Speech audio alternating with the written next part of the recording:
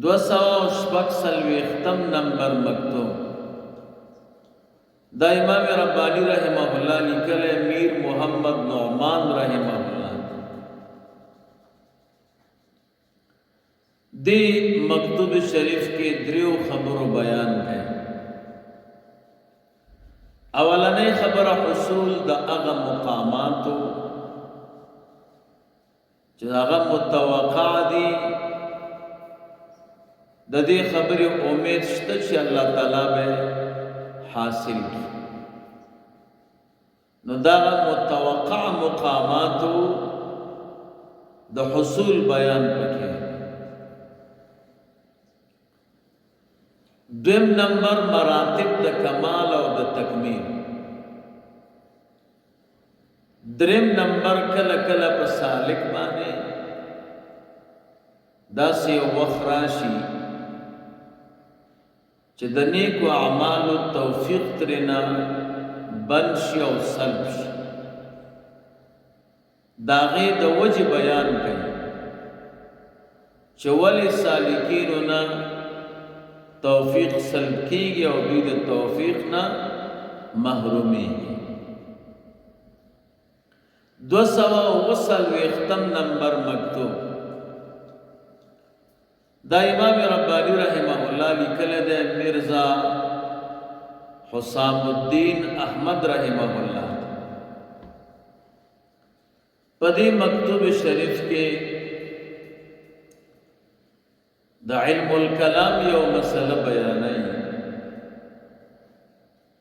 چو وجود دا اللہ تعالی دا امدغ وجود دے دا اللہ جل جلالہ دا وجود نغیر بل وجود نشت لکه مونږ او تاسو شرح العقائد خطبه کې ویلي دي لک الحقیقت حقا والکل مجاز که وجود دی نو صرف وجود د الله تعالی دا باقی وجودونه په مرتبه د عدم کې دي ځکه چې دا محتاج دي د الله تعالی وجود نو دغه وجود د الله تعالی باندې بحث کوي 248 نمبر مکتوب دا مکتوب شریف هم لیکل دی مرزا حسام الدین احمد رحمہ اللہ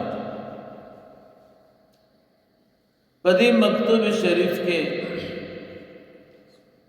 سلور خبر بیان ہے یو دا دے چې د انبیاء کرامو کم چې کامل تابعدارانو نو هغوی مقام د کمالاتو ته رسیدلی لوړو مقاماتو ته رسیدل دا د انبیاء په کامل اتباع باندې بل لار نه لري که یو سړی وي زه لوړ مقام ته ورسېږم بې د تابعدارۍ د انبیاوو نه نو دا لار نشته دویم د دې خبرې بحث کوي چې هیڅ یو ولی مرتبه د پیغمبر ته نشي رسېدلی ولی چې څومره لوړ مقام ته ورسېږي دی به د نبي نه لاندې دریم نمبر خبر ادا کئی کہ رسول اللہ مبارک صلی اللہ علیہ وسلم ذات مبارک پوری چکم تجلی ذاتی خاص تا چاگا بل چاہتا ندور کریشن نو دغا تجلی ذاتی بیا سمانا تجلی ذاتی اولیاء و بزرگان تم اللہ تعالیٰ نصیب کہیں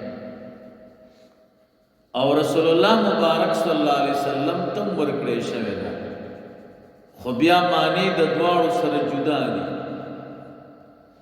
نبی علیہ الصلوۃ والسلام ته چې کومه تجلی ذاتی ورکړې شوی او هغه نبی علیہ السلام پورې خاص ده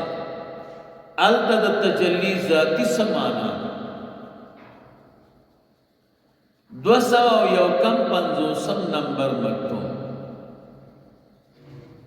دا امام ربانی رحمه الله لیکل دی مرزا داراب رحمه الله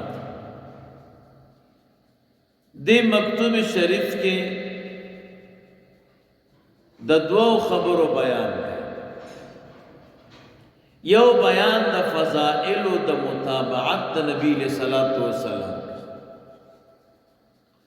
دویم د نبی صلی الله علیه وسلم متابعت باندې چې کم کمالات مرتب دي داغي بیان کوي او بیا چې دغه کمالاتو کې کم مراتب مخصوصه دي نو داغي بیان 250 نمبر مکتوب دا امام ربانی رحمه الله مولا احمد برکی رحمه الله ته لیکل دی مکتوب شریف کې د امام ربانی رحمه الله نه استفسارات شوي د سو خبرو د وضاحتونو طلب ترې نشوي داغه په جواب کې دا مکتوب شریف لیکل